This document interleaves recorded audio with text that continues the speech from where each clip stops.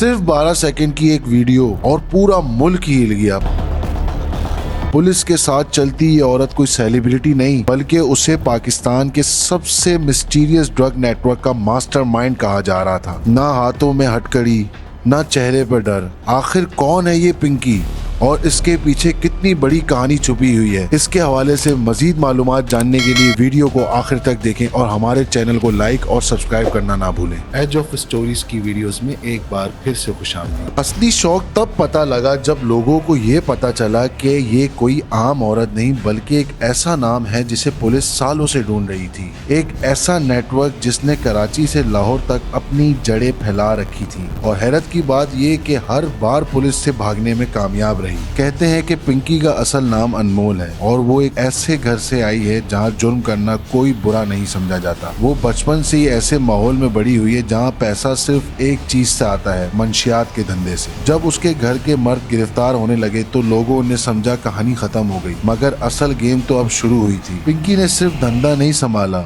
उसने उसे एक ब्रांड बना दिया। एक ऐसा नेटवर्क जो कॉलेजेस, यूनिवर्सिटीज और पोश इलाकों तक फैल गया। कहते हैं कि उसके कस्टमर्स में अमीर घरों के बच्चे से लेकर मशहूर लोग भी शामिल थे और उसका स्टाइल इतना सीक्रेट था कि पुलिस को सिर्फ नाम सुनाई देता था, चेहरा कभी नहीं मिलता था। सबसे ज्यादा हैरानी लोगों को तब हुई जब ये बात सामने आई कि उसने अपनी पहचान छुपाने के लिए अपने फिंगरप्रिंट्स तक मिटा दिए। मतलब पुलिस रिकॉर्ड में उसका कोई निशान ही ना रहे और इसी वजह से वो हर ऑपरेशन के बाद बच निकलती थी। एक वक्त ऐसा भी आया जब लाहौर में उसके करीबी लोगों को पकड़ लिया। उन्होंने पुलिस को सब कुछ बता दिया, नाम भी, नेटवर्क भी, मगर पिंकी फिर भी हाथ ना आई। पुलिस डिपार्टमेंट्स बदलते रहे, ऑफिसर्स रिटायर होते रहे, लेकिन पिंकी का नाम हर फाइल में जिंदा रहा। फिर अचानक, लेकिन लोगों को यकीन ही नहीं हुआ। क्यों? क्योंकि जिस तरह उसे कोर्ट में लाया गया वो किसी डेंजरस क्रिमिनल से ज्यादा किसी सेलिब्रिटी की एंट्री लग रही थी। इसी एक वीडियो ने आवाम को हिला दिया। सोशल मीडिया पर लोग पूछने लगे क्या सिस्टम में कोई उसकी मदद कर रहा था?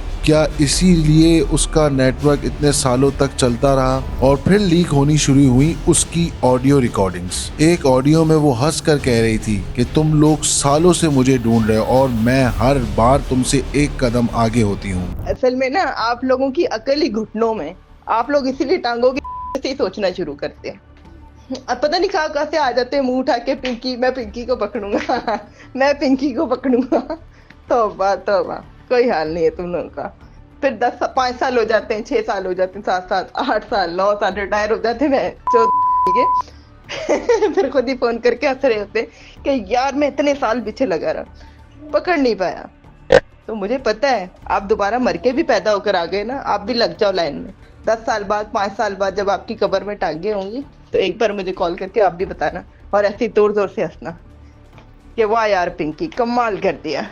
दूसरी ऑडियो में उसने अपने कस्टमर्स को ये तक कह दिया कि अगर उसके साथ कुछ हो जाए तो भी उसका नेटवर्क बंद नहीं होगा, कोई और उसका काम संभाल लेगा। अगर आप लोग अब मेरा ये मैसेज सुन रहे हो तो इसका मतलब ये है कि या तो मेरे साथ कोई प्रॉब्लम हो गया है या फिर मैं इस दुनिया में नहीं हूँ। ये मैसेज मैंने सेंड इसलिए किया है कि अगर खुदा ना खास्ता मेरे साथ कुछ हो जाता है और ये मैसेज आप लोगों को मिलता है तो इसका मतलब ये होगा कि नेक्स्ट आगे से जो काम संभालेगा वो मेरे ही नंबर से, आपसे यही नंबर मेरा ही होगा और कोई जेंट्स होंगे। मतलब पिंकी एक इंसान नहीं रही थी, वो एक पूरा सिस्टम बन चुकी थी। अब पुलिस का कहना है कि उनके पास अहम सबूत आ चुके हैं, कुछ लोग गिरफ्तार भी हुए हैं और मजीद नाम सामने आ सकते हैं। मगर असली सवाल अब भी वही है, आखिर पिंकी अकेली इतने साल तक बचती रही या उसके पीछे कोई और भी था? और सबसे बड़ी बात, अगर